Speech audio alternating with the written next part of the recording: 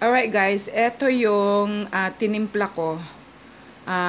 As a matter of fact, nandyan na lahat yung mga sangkap. Yung 55, hindi lang 55 dahil itong green na to, itong green yan, that's a lot of fruits and vegetable extract. So, iba't ibang mga fruit and vegetables yan. So, hindi lang 55 ang sangkap nito, kundi mas marami pa. Okay?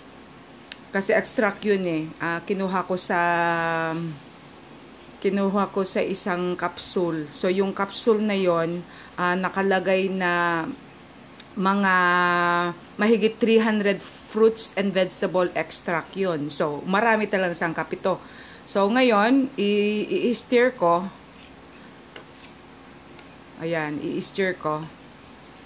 And then, after that, para later on, mawala yung mga buo-buo, isasala ko na lang, sasalain ko para matira na lang yung mga juice niya.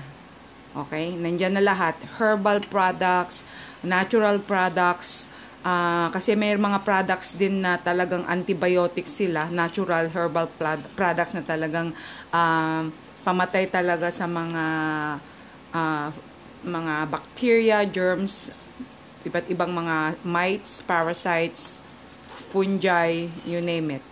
So, kailangan talaga na I had to make something na talaga mabisa. Dahil kung ano yung mga binibili ko, kasi it takes yung isang cream, mga 3,000 pa yun eh. Binibili ko talaga sa ibang bansa.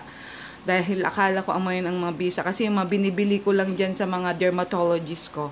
Wala rin, wala. Kasi iba yung immune system ko kasi. Mahina.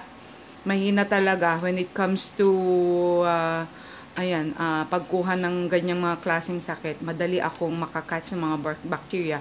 So, kailangan din yung gagamitin ko, yung mabisang-mabisa, strong. Dahil kung hindi strong enough, wala rin. Kasi iba-iba kasi tayo ng balat, iba-iba rin tayo ng immune system. Kaya, I had to make my own kasi gusto ko talagang mawala na agad once and for all. Kasi tagal na eh. 1 month na ito eh. Pagkatapos hindi pa natatanggal noon. So ngayon, ang ginawa ko, I had to make something, sabi ko, as a part of my revenge, sabi ko, sige, lahat na nang pwede kong ma-research, lahat na nang pwede kong mabili na sangkap nito para at least once and for all matanggal na kasi sobrang sakit. Sobrang kati, hindi na kaya talaga ng system ko, yung sobrang nagkakamot ng ganon, hindi ko kaya talaga. So, as a part of my revenge, I had made a formula, at ito na mismo, after 2 days, bigla na lang, biglang natuyot yung mga skin rashes ko.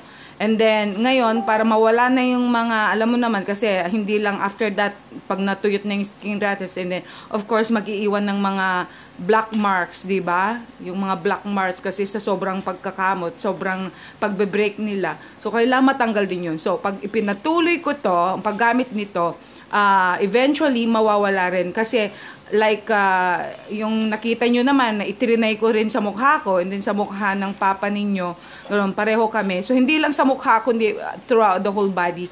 Kasi gusto ko, pag itrinay ito ng mga iba, gusto ko rin itry sa harap din nila para at least, kung okay yung nakikita nila na ako, okay naman nung trinay ko, and then I'll be giving the same kind of timpla, for example.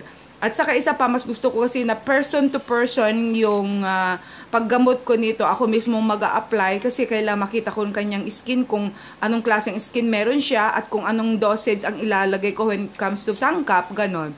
Kasi baka mamaya naglagay ako na samantalang sensitive pala masyado yung skin niya. Eh ngayon kung hindi naman, and then pwede kong dagdagan or whatever.